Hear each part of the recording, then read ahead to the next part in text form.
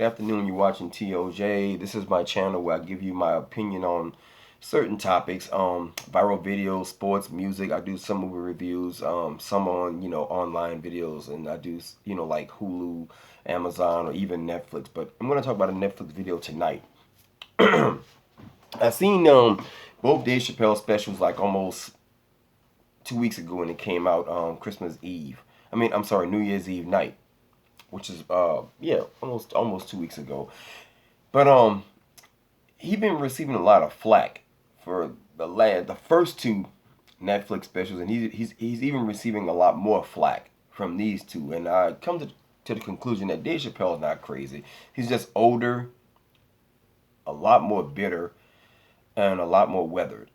And I think Dave Chappelle is one of those guys like myself and every other person that does videos or who do public speaking, that we are coming to the realization that with social justice warriors and the liberals gaining more of a foothold in the media today, that people have brittle ears. That's one of his. That was the narrative, the overarching narrative that went from both specials, was that now Dave Chappelle, just like Seinfeld and every other comedian, is coming to the realization that people are brittle today, man. Everybody is waiting to get offended by something somebody said. Either they're looking for attention or they just, I don't know, man. Everybody has what they call trigger warnings or trigger words. But what I want to address is the very end of his video, the very end of the bird revelation video. I think the actual term bird revelation, it means it's the, when he, like, one flew the cuckoo's nest. It's like that. He considers himself a bird. I got the fuck out of America and I flew away. Got on an airplane and went to Africa because he got a revelation that he was a bottom bitch. He actually used an analogy from a book called Pimp from Iceberg Slim, and that's where this analogy comes from. The Iceberg Slim told a story in his book about a bottom bitch who was about to come to the end of her mileage, and there was a term in the book called mileage on a bitch. Mileage on a hoe. Mileage on a hoe is when a pimp can look at a girl and say, I see her right there. She got about 200 fucks in her. At about 189, she gonna start spinning out of control. But you gotta steer her correct and get the last, the last 11 fucks out of her, or last 12 fucks, and then you can kick it to the curb. Dave Chappelle would be the bottom bitch to Comedy Central. If you watch the special, then you would know what I'm talking about. Equanimity was something else, but his final leg of the tour, he made that his concluding video that closed out his deal with Netflix, his final special for 2017. He was speaking about what happened to him, where did he go, and did he go crazy? Was he on drugs? No, he was the bottom bitch. Every woman that's a sex worker, according to the pimps, they can always convince themselves that what they're doing is right. They chose, because when you're a pimp, in the world of pimping, so to speak, is a term called getting chose by these hoes. Seasoned hoes at players' balls can look at it like they get the ism from a certain pimp and say, I like him. I choose to be with that pimp. Then certain pimps, they sit down and they chop it up and say, look here, understand my girl want to be in your stable now. You got to buy her out, buy her contract out. So she chose to be another pimp. But in the long term, those women get like a reality check and they start saying, damn, I'm getting wore out here. I need to save myself for a real nigga. And it starts spinning out of control because you can only fool yourself for so long. Dave Chappelle got mentally exhausted from producing show after show after show, and he's actually producing, writing the shows, and acting them out. So the man had no free time for his kids or his wife. And that was at the conclusion of season 2. Now season 3, when he started spiraling out of control, that's when not Netflix, Comedy Central was like, you know what? Let's get this nigga $50 million before he fucking spin out of control. That was the situation he explained in the motel with the prostitute. When she was spinning out of control, the pimp said, look here, let's do a final score. You go to the motel and fuck that guy. Pour a little bit of this formula in his drink. When he pass out, we'll steal that suitcase full of money.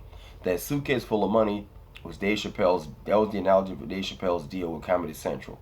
Now, what Dave did that the prostitute in the story didn't do, Dave walked away from the money. He didn't take that one final score. He was right. He pulled a Colin Kaepernick. The man put his career on the line, got blackballed, and disappeared for 12 years straight, and was never heard from again, other than like basic, little interviews here and there.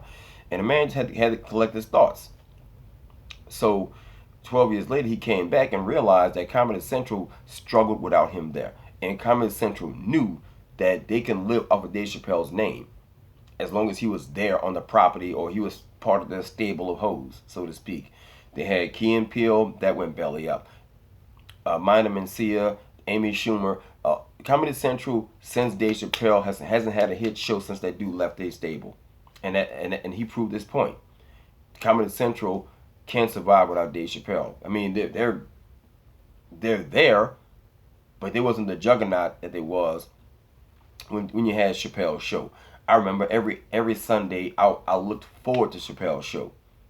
Then he disappeared. Never to do another special again. Now he did some shows here and there, and he filmed a few shows and had them just sitting on the shelf. Then Netflix offered that man a deal like that, and he got $10 million more for doing the least amount of work than he did with Comedy Central. So who pimped who?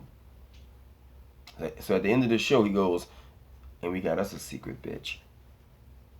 So that's my conjecture. That's my analysis on that little bitty story he gave with the pimp and the hoe in the hotel.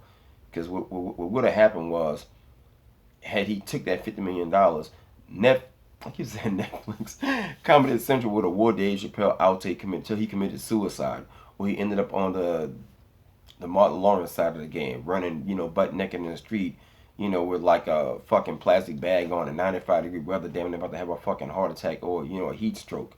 Because remember, when you sell your soul to them people, bruh, and it's in your contract, you can't back out of it. That was brings me to a quick story y'all, I'm tired, y'all. Y'all gotta forgive me. Boyce Watkins did a quick story today about it was called optimal contracting. Optimal contracting is this. I'm trying to paraphrase how Boyce said it. He said, you ever been around somebody when they want something from you, they treat you like gold, but once they get it, then they done got it out of you. So now they can put the facade down. Usually when a man want to date a girl, he'll treat her nice until he gets some pussy, then he treat her like shit, because now he got the pussy out of you. So now your bargaining chips are gone. And that's the optimum contract. Your bargaining chips, the cookie, so to speak, is what the guy's after. Dave Chappelle's comedy and his talent, that's what they were after. So they were trying to butter him up with all that money. But had he signed that contract, Comedy Central would have been a lot more meaner to him. They would have wore that dude out till we would have, he would have went the path of Arsenio Hall or the path of, unfortunately, Richard Pryor. And I don't think that would have happened. And God forbid, that would have been the case. Anyway, guys, that's my conjecture, man. Hit like, share, and subscribe. Also, follow me on Facebook at The Opinion Junkie. If you haven't been to artbyrico.com, that's my personal website. You can see my artwork there. ARTBYRICCO. Till next time, take care of yourself. Peace.